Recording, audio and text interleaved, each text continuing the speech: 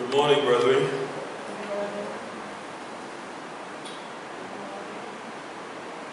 Sorry I couldn't be here last time. Picked up the flu, not sure how. Second time for the year, I think, which doesn't normally happen. I don't get the flu too often, but for some reason I had it twice for the year. Maybe that is a warning, perhaps, that I should take extra care.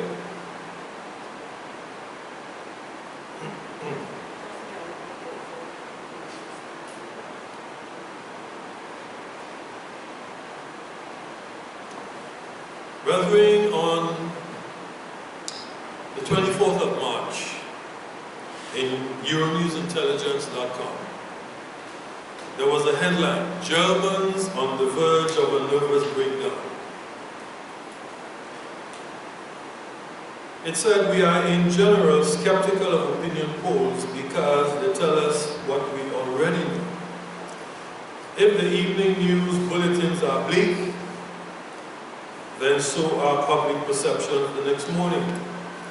It is therefore unsurprising that the Germans have transition from complacency to panic with the same speed as SPD politicians have shifted their views on Vladimir Putin. Having said this, it is still worth reflecting on a poll by Allensbach, Germany's oldest polling institute, which has been running the same annual poll on public sentiment since 1949, the year the Federal Republic was founded. This year, the results are the worst ever. Only 19% are now optimistic. 1/3 of Germans now believe that there will be a third World War. The pessimism clearly translates into economic expectations. 63% believe that there will be economic downturn. Only 7% believe in an upswing. The number of people who approve of Olaf Scholz, the new chancellor, has gone up, but not support for the SPD as a whole, which has slumped back to the bad old polling days. Whatever the three coalition partners agreed last year has now been taken over by a new political reality. In a situation as febrile as this, politics is prone to changing quickly. Many assumptions we may hold about German attitude towards the economy, like nuclear power or relations with Russia, could turn on its head in no time. We may only be one chemical attack away from a complete shift in German energy politics, for example. At that point, many more taboos will fall. Note that. Many more taboos will fall. And polls will reflect that. Whether Russia's invasion of Ukraine has panicked Europe. Many countries have called on Germany to stand up and assume leadership. In response, the German Chancellor announced a 100 billion euro increase in military spending. With Germany making such a major investment, could it encourage other European countries to allocate more budget resources to strengthening or modernizing their militaries? Another Euro News report, brethren, on March 25th said, in the last month since Russia invaded Ukraine, Germany has gone through a watershed transformation when it comes to its military.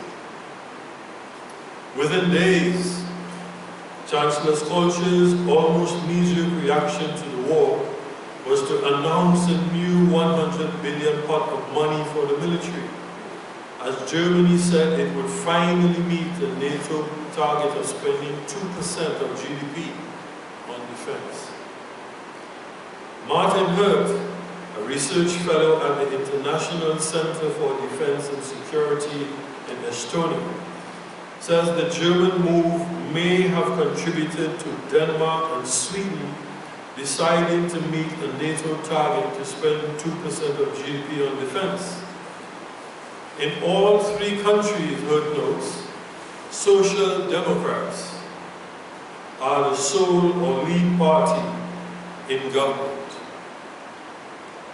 Social Democrats tend towards a bit of authoritarianism. Remember, the Nazis were National Socialists. Other European nations that have not yet decided when to meet the spending target may be stimulated by the German decision, even though they may not be willing to go that far or so quickly, Bird tells Euronews. Analysts say one of the most important things that European countries need to figure out, especially if they're revamping the military spending, is interoperability.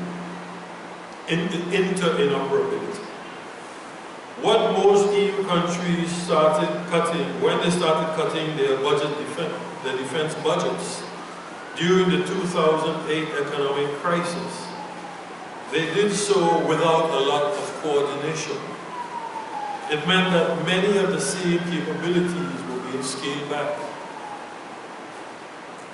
If we are able to cooperate in terms of capabilities and defense industries, we could make much more of the money and spend it far more wisely than each country on its own going to spend the money, says Dr. Claudia Major, head of the research division of the German Institute for International and Security Affairs in Berlin.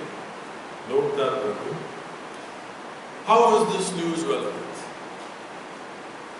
Well, Revelation 17 tells us that 10 kings, political leaders, will unite in a confederation and give their power and strength to an entity called the Beast. And this confederation will fight Christ when he returns. And we could be looking at the impetus that will drive these nations to form that union. And so, brethren, today we want to take a look at what the Bible refers to as the beast that was and is not and yet is. First of all, let's turn to Revelation 17. Revelation 17, and let's read from verse 1, verses 1 to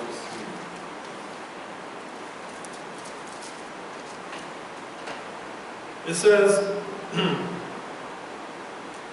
and there came out of the seven angels, there came one of the seven angels, which had the seven vials, and talked with me, saying, Come hither, I will show you the judgment of the great whore that sits upon many waters, with whom the kings of the earth have committed fornication, and the inhabitants of the earth have been made drunk with the wine of her fornication.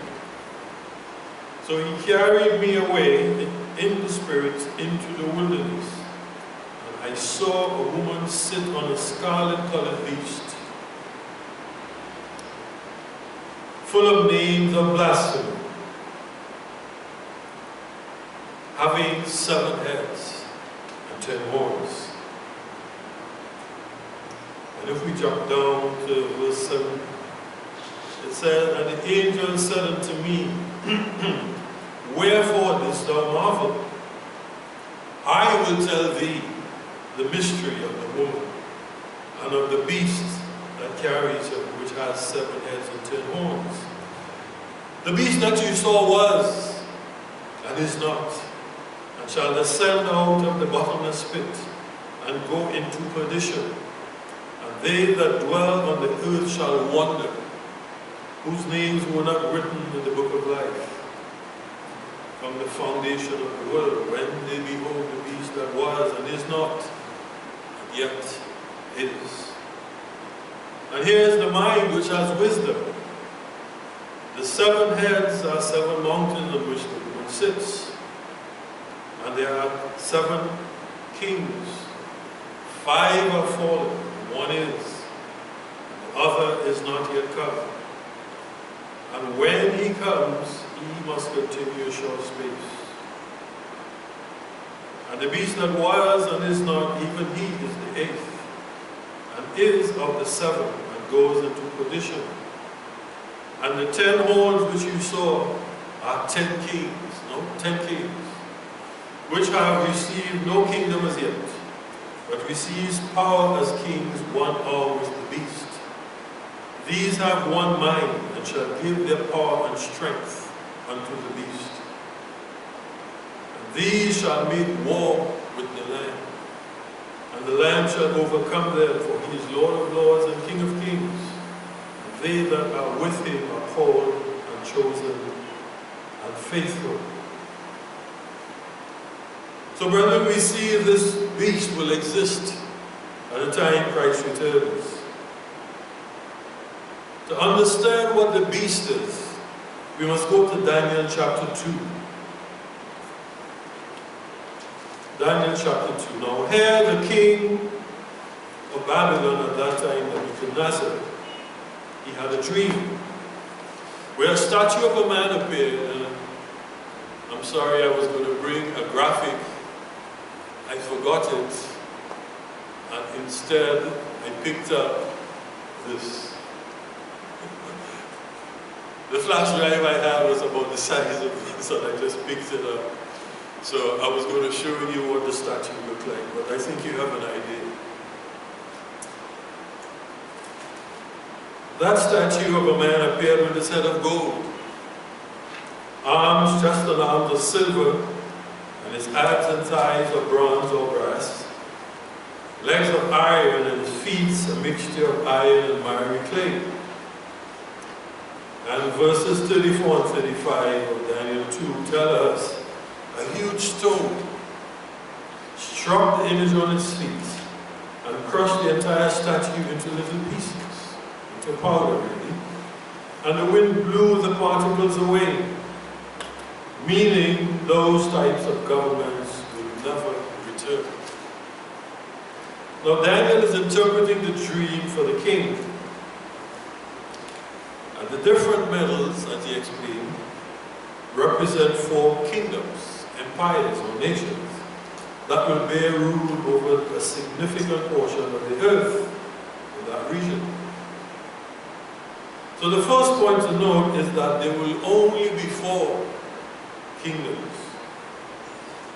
Not that other kingdoms won't arise elsewhere or even in the same region.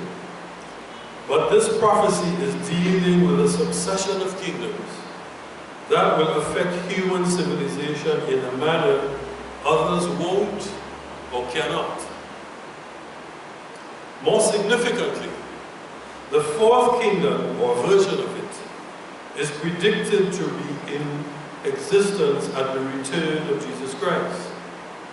And note verse 44, which it says, "And in the days of these kings," rulers or political leaders, "shall the God of heaven set up a kingdom, which shall never be destroyed, and the kingdom shall not be left to other people, but it shall break in pieces and consume all these kingdoms, and it shall stand forever."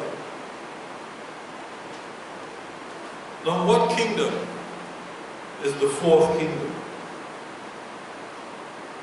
We know from verse 38 of Daniel 2 that the head of gold represented Babylon.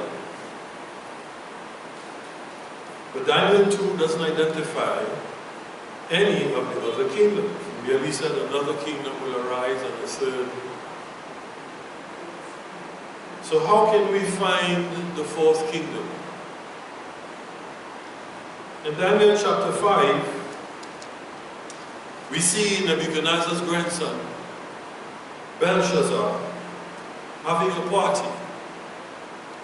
And he is deciding now to take the golden vessels his grandfather, Nebuchadnezzar himself, had captured from the house of God in Israel. and he decided to drink wine from these cups with his wives and his concubines. Now,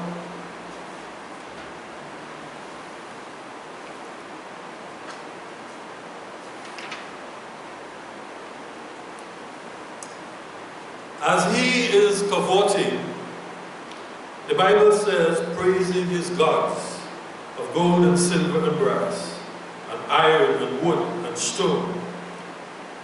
Suddenly a man's hand appears out of nowhere and writes 4 words on a wall in the palace. Mene, mene, tekel, upharsin. The word spelled the downfall of Belshazzar. And Daniel 5, verses 13 to 31 records, in that night was Belshazzar the king of the Chaldeans slain, and Darius the Median, or the Mede, took the kingdom. So the second kingdom was the Medo-Persian Empire, a combination of the Medes and the Persians, which lasted from about 558 to 330 BC. Now what was the third kingdom? Again, since Daniel didn't say, we must continue our search. Chapter 8 of Daniel reveals another vision of a 2-horned ram followed by a he-goat, also called a rough goat. The he-goat attacked the ram and broke its 2 horns, cast him to the ground, as it says in verse 7, and stamped upon him to totally destroy him. What did that mean? Verses 20 to 21 explain. The ram which you saw having 2 horns are the kings of Media and Persia, the Medo-Persian Empire that overthrew Babylon. And the rough goat is the king of Gracia, or Greece. And the great horn between his eyes is the first kingdom. In other words, it pictured the Greco-Macedonian Empire defeating the Medo-Persian Empire. The great horn between the eyes of this goat represented Alexander the Great, who founded the Greco-Macedonian Empire. And he headed it until he died at a young age of about 33 years old. So 3 of the kingdoms are now revealed. What is the 4th kingdom? The Bible does not explicitly tell us, but history shows it was the Roman Empire. This empire outlasted the 3 before it, and lasted longer than the period of Babylon and the Medo-Persian Empire combined. And almost as long as the Persian Empire and the Greeks combined. Everything is now about the 4th kingdom, because as Daniel 2 tells us, the toes of the image represent 10 kings who will be reigning when Christ returns. But we need to link the scenario presented at the beginning to these 10 kings at the end of time. After Alexander the Great died, his empire split into 4 divisions. By 31 BC, the Roman Empire had conquered them all and began its 500-year reign. It lasted until 476 AD.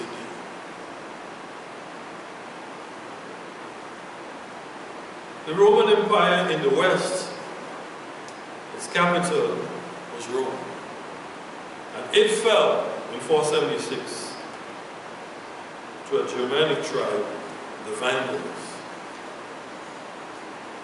The 2 legs of this image, statue of a man, indicate the Roman Empire would be divided It had two capitals, one in Rome and the eastern leg in Constantinople in Turkey was the other leg. So the statue is like this, and you had two capitals. The Vandals were uprooted and replaced by another Germanic tribe, the Heruli, which was in turn replaced by a third Germanic tribe, the Ostrogoths, which lasted the longest of the three, around 61 years. All three were, as the Bible said, plucked up by the roots. From the head of the beast, the fourth beast, which had great iron teeth and 10 horns, as prophesied in Daniel 7 and verse 8. This prophecy in Daniel predicted the emergence of a little horn among the 10, and it would move to eject the three that were plucked up by the roots. These three horns were the Germanic tribes mentioned earlier. And the little horn was another king, subsequently identified in history as the Bishop of Rome, aka the Pope. Now some have attempted to equate it with the Catholic Church. It is not. Because the 10 horns were defined as 10 kings. And another horn rose among them, so therefore the other horn would be a king. Plus a church is never identified or symbolized as a horn. Horns always symbolize either kings or sometimes empires, but never a church. And in case you're unaware of it, the Bishop of Rome is a king because he functions as the head of a state. Vatican City is a state, like a country. It's smaller than the Queen's Park Savannah, but it is a state. They have ambassadors, and they give accreditation to ambassadors, and they send back ambassadors all over the world. The great countries like the UK and the United States, and India and China and all these places, they have got ambassadors from the Vatican. They're called papal nuncios. Now,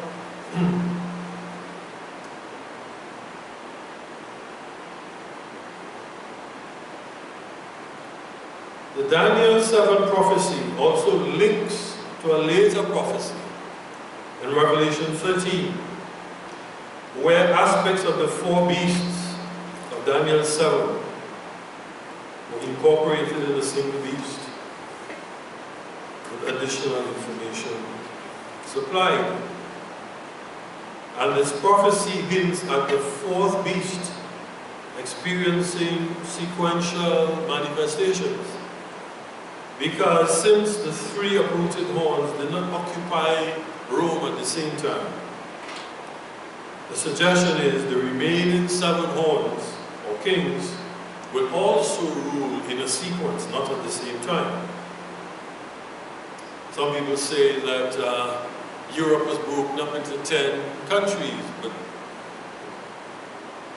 that is a false interpretation. Europe was never broken up into 10 countries. And if that is so, who were the 3 countries who were uprooted? The Vandals were not a country, they were a tribe from Germany, likewise the Heruli and the Ostrogoths.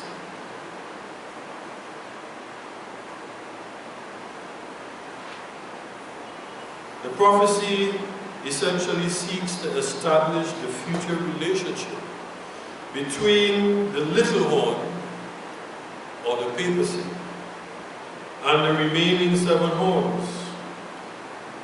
The relationship between the papacy or the Pope and the empire and its emperors. But what happens to the remaining 7 horns? The angel does not say. And so we have to look elsewhere, in Revelation 13, where the beasts described in Daniel 7 reappear, but as one composite beast. one beast joined up together, with 7 heads and 10 horns. Now we know from Daniel 7:17, the lion, which was one of the beasts, represents Babylon. The bear, another beast, represents the Medo-Persian Empire. The 4 heads of the leopard represents the Greco-Macedonian Empire, which was divided into 4 regions after the death of its first king, Alexander the Great. And the head with the great iron teeth and 10 horns represented the 4th kingdom of the Roman Empire.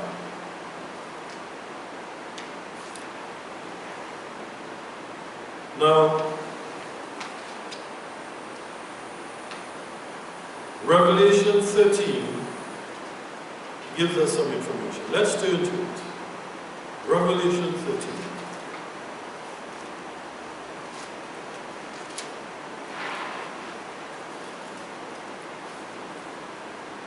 Verse 1 says,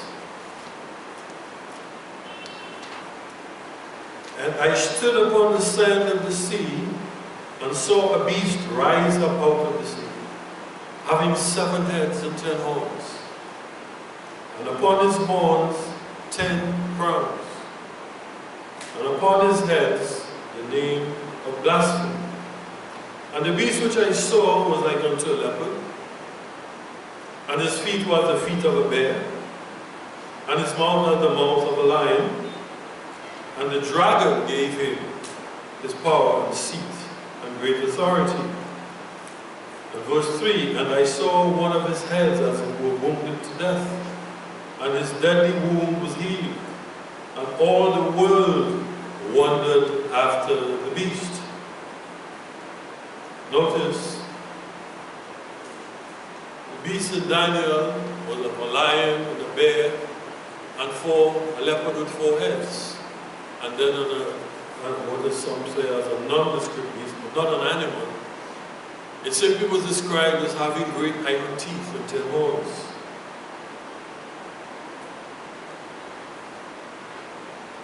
But now, one head of this beast that was now joined together was wounded to death. But the deadly wound was healed, meaning that the beast came back to life. Now, the only head which had life and which could have been killed is the head with the great iron teeth and 10 horns, or the 4th kingdom, which was the only empire existed at the time, because the head represented Babylon. Babylon had been overthrown by the Medo-Persians. The Medo-Persians were represented as the bear, and they were overthrown by the Greco-Macedonian Empire, which in turn was represented by a leopard with 4 heads, which was overthrown by the Roman Empire. So these 6 heads, as it represented empires that had long passed, and the only one that had life, meaning it was now existing, was the head with the great iron teeth, which is the 4th empire, or the 4th kingdom, the Roman Empire. The deadly wound that it received was the fall of Rome, the western capital, to the 3 Germanic tribes. But as Revelation tells us,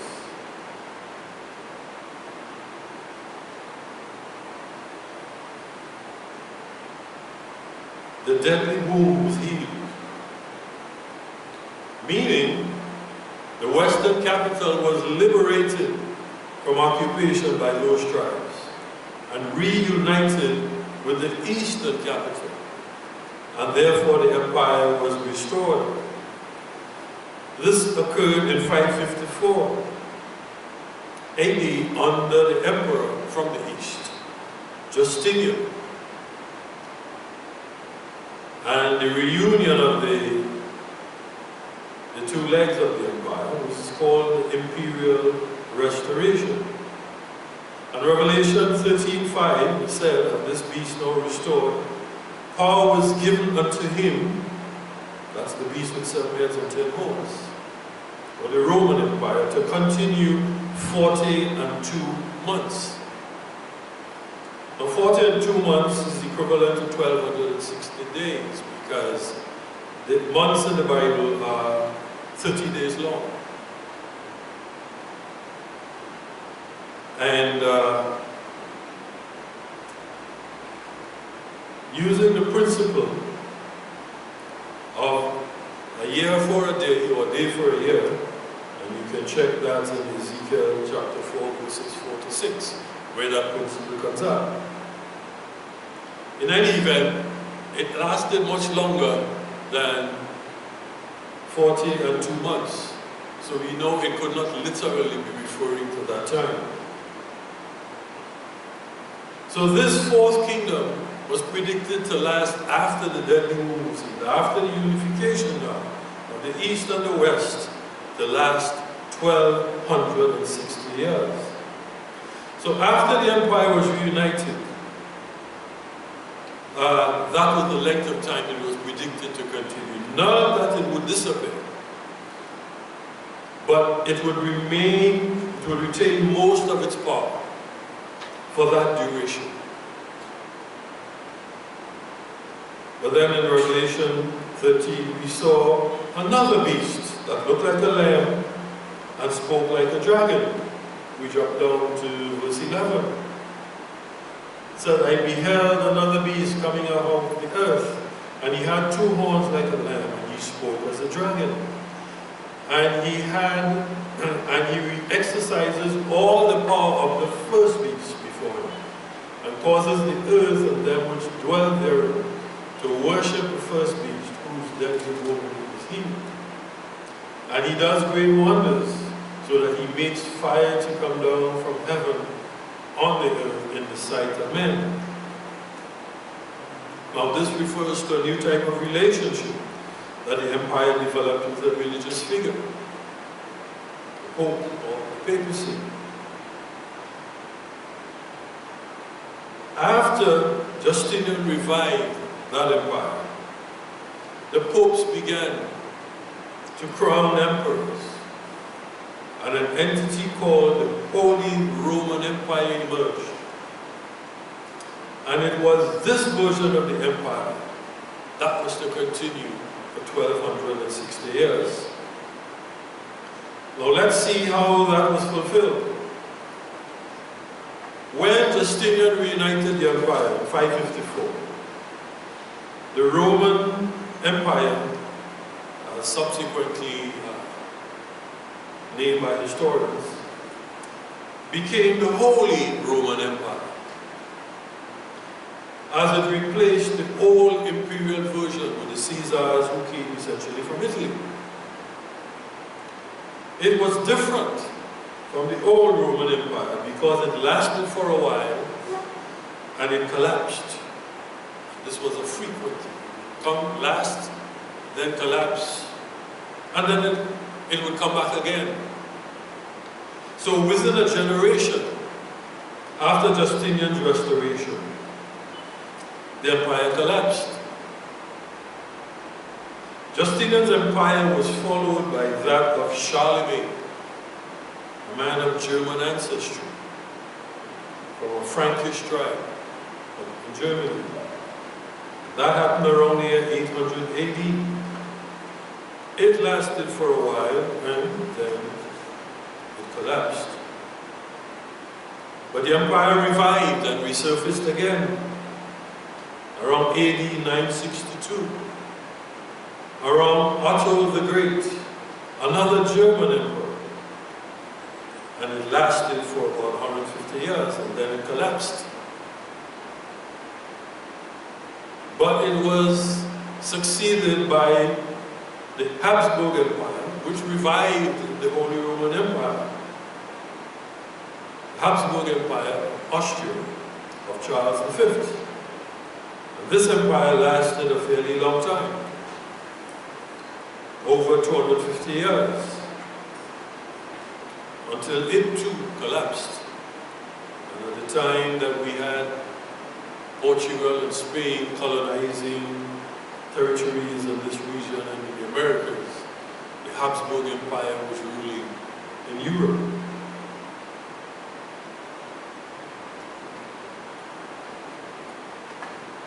After the Habsburg Empire collapsed, it was followed by Napoleon's empire. And you may not think of Napoleon as reviving the Holy Roman Empire, but he did. In fact, he crowned himself Holy Roman Emperor in 1805. He didn't last too long, just about maybe 10 years. And his empire collapsed after he was defeated at Waterloo by the British, included also Austria.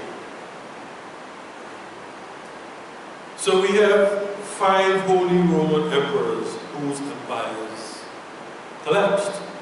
Justinian, Charlemagne, Otto the Great, Charles V of the Habsburg dynasty of Austria, and Napoleon, French. Now, was their downfall predicted? Absolutely.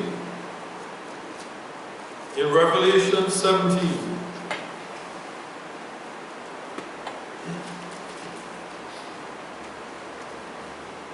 it says here,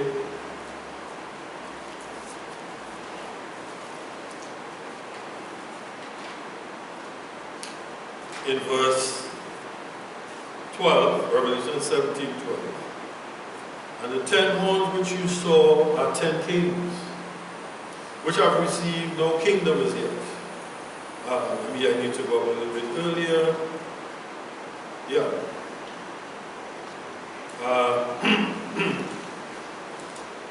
Verse 9, it says, here's the mind which has wisdom. The 7 heads are 7 mountains, or kingdoms, on which the woman who represents a church sits. And there are 7 kings, 5 have fallen. Or there are going to be 7 revivals. 5 have fallen. And we just mentioned the 5. One head is, or one mountain is, if you wish, and the other is not yet come. When he comes, he must continue a short space.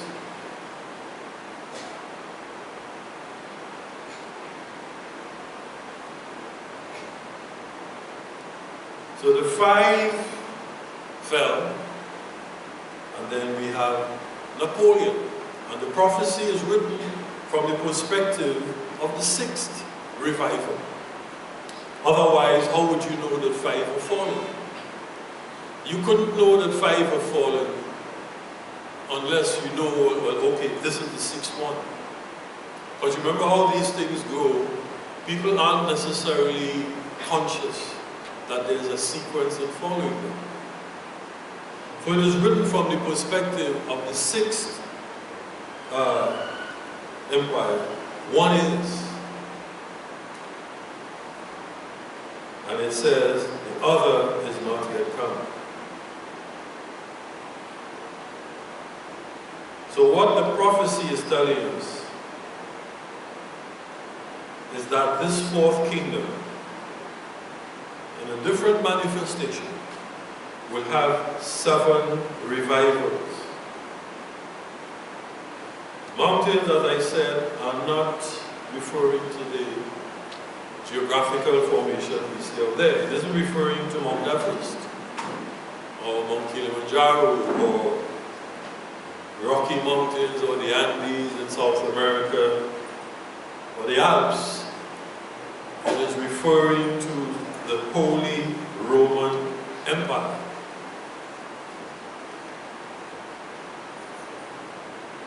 Now,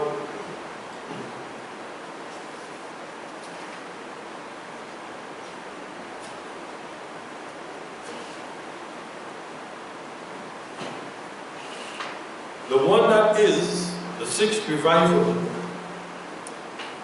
occurred under the Nazi fascist regimes of Adolf Hitler and Mussolini. And you can check online that Mussolini called his government the Holy Roman Empire Reborn. And the Pope supported the Nazis in their rise to power. It's documented. And after the defeat of Nazi Germany, the Catholic Church helped thousands of former Nazis to escape to South America, especially to Argentina and Brazil. So now 6 have fallen, and the other is not yet come. And it says, when the other is come, it will be comprised of 10 kings, the 10 horns of the beast that was and is not and yet is. That is the scarlet-colored beast mentioned in Revelation 17. And that represents the 7th revival of the Holy Roman Empire. Note verse 14, which says, these shall make war with the Lamb, and the Lamb shall overcome them, confirming that they are the 4th kingdom, and therefore the equivalent to the 10 toes of the feet of Daniel 2 image. Remember Daniel 2, verse 44 and 45 said that this 10-king confederation will be existing when Christ returns. And Christ's kingdom, represented by a huge stone that was cut out without hands, meaning supernatural, smashed the image on his feet, the only aspect of the kingdom that was existing at that time. And it filled the whole earth, and it will last forever. Now, these kings have not yet come together to form their union. But we're seeing in the scenarios I read at the start how countries in Europe are responding to the invasion of Ukraine. Remember, the Roman Empire and the Holy Roman Empire were centered in Europe. And European countries are now asking Germany, that boasts several emperors of the empire and the Holy Roman Empire. They're asking Germany to stand up and take the lead in a European response to the situation. Now, this is Germany that the West had decided they would never allow to rise up, to rearm itself after they defeated it in World War II. Because Germany had started World War I. And after the devastation that took place in World War II, the West and the victorious countries decided we're not going to allow Germany to rearm itself. But here it is, Europe is asking Germany to stand up and take the lead. And the German Chancellor responded by announcing a €100 billion increase in military spending. Now,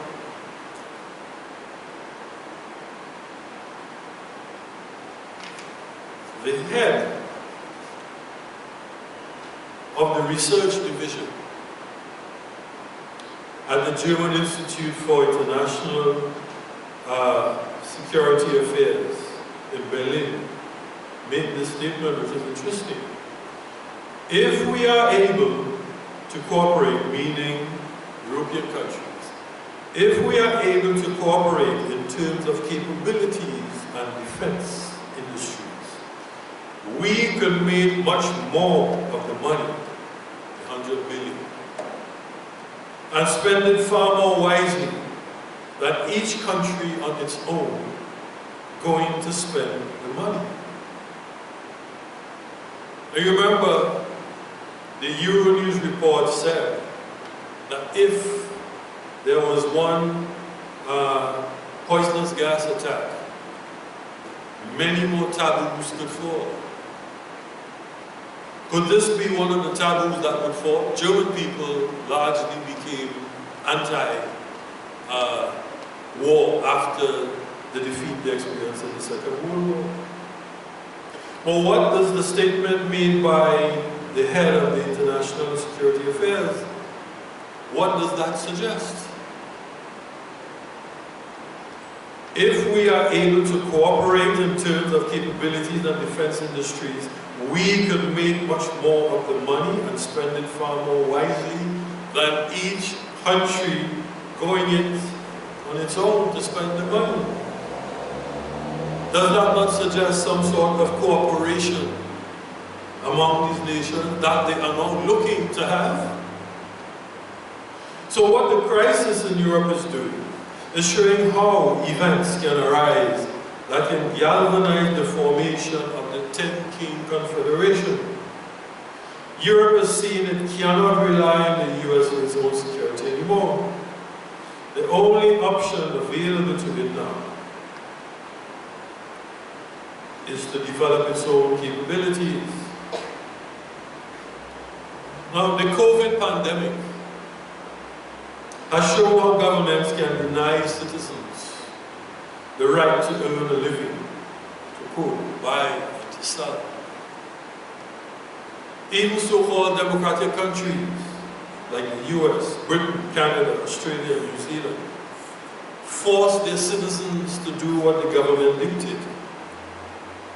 They all force people to stay indoors for lengthy periods, even if normal activity like exercising or going shopping pose no dangers. Canada shut down people's bank accounts. We've also seen governments denying the citizens the freedom to worship. This happened in New York City. The governor prevented people from going to church until some Jewish groups took the matter to court, and the court ruled, no, you can't do that. But we've seen how governments can impose such a thing on their populations. Governments have threatened to bar people from the workplace if they work for the government. And they force businesses to deny access to persons who fail or refuse to do what the government demanded. So now we have some idea of what can happen when the Bible says something called the mark of the beast will be implemented. The mark is either in the hand or in the forehead. But remember, John was seeing far into the future, and he clearly had no idea of what he was seeing. He tried to describe things from his own visual experience. So, for example, he talked about locusts in Revelation chapter 9. But it is clear that he really wasn't talking about insects at all. He saw things with a shape that approximated that of a locust, most likely the large eyes.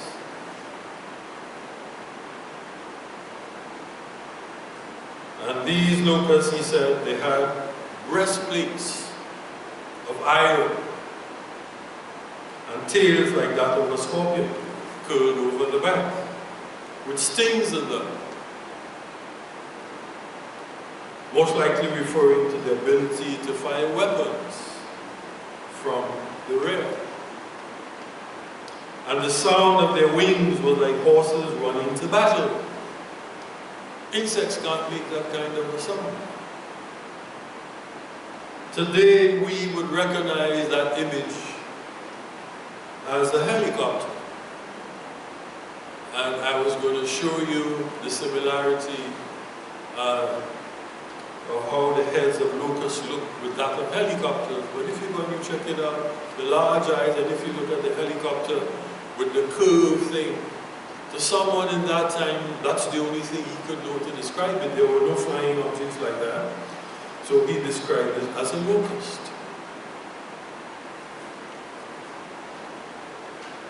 The mark under COVID was the vaccine passport. If you didn't have the vaccine passport, many countries denied you the ability to buy or sell. You couldn't go in supermarkets. You couldn't open your business. So the mark of the beast, brethren, isn't necessarily a material thing that you stamp on your hand or in your forehead. It is the power to force you to do what the government wants, or to punish you for non-compliance. And what we're seeing is perhaps the early stirrings of the seventh and final revival of the Holy Roman Empire. And if the 10 kings do agree to join forces, brethren, as the woman hinted at the Institute of International and National Security, where instead of looking to spend money on its own, the suggestion is that not 10, but countries in Europe should get together to spend the money more effectively than try to do it on each one doing it on its own. Denmark and Sweden have agreed to increase their military spending to the 2% that was recommended. So we're looking at 3 countries who have already decided to do that. Will they pool together? The Institute suggests that they should, but only time will tell. And if we monitor this closely, we should see how it will go.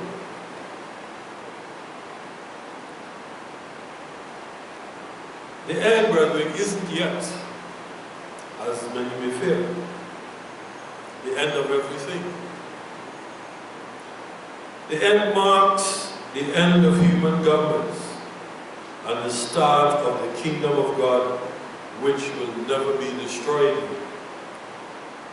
It will be a time when we will see all the evils we see in the world today.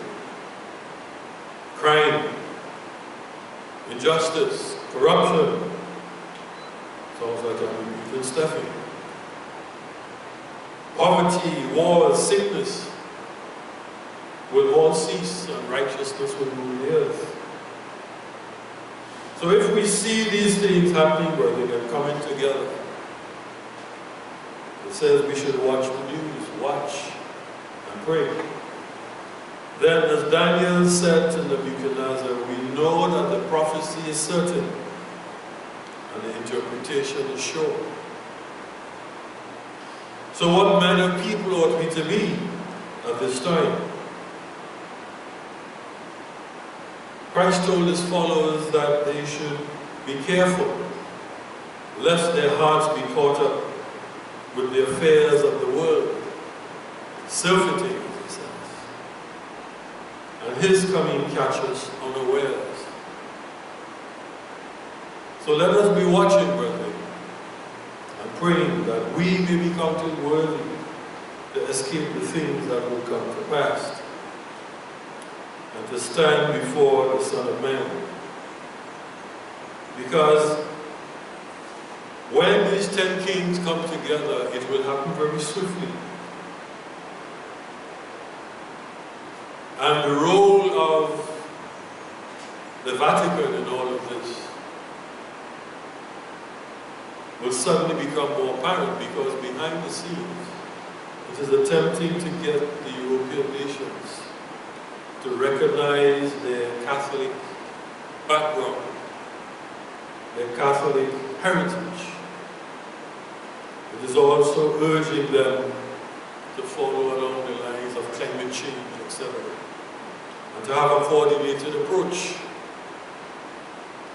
So it is not very far-fetched, brethren, that we could see this happening within a year or 2. And if it does, then some of the things that the Bible predicted could very well happen pretty quickly. You know, Dory was telling me this morning that Pakistan has now made the 7th day a compulsory day of work. So if you're a Christian and you live in Pakistan, you cannot claim that you want to observe the Sabbath on the seventh day. Could that spread to Western countries? It could. Because we are seeing persons in Western countries who are adopting a more anti-religious perspective, since they go as far as to shut down churches. And they shut down Jewish churches in New York City. So brethren, let us beware and watch what is happening, because we too will have to make some difficult decisions as they relate to our future and the return of Jesus Christ and our entrance into the kingdom. So let us watch, brethren, and pray and be aware of the beast that was and is not, and yet is. It could be emerging.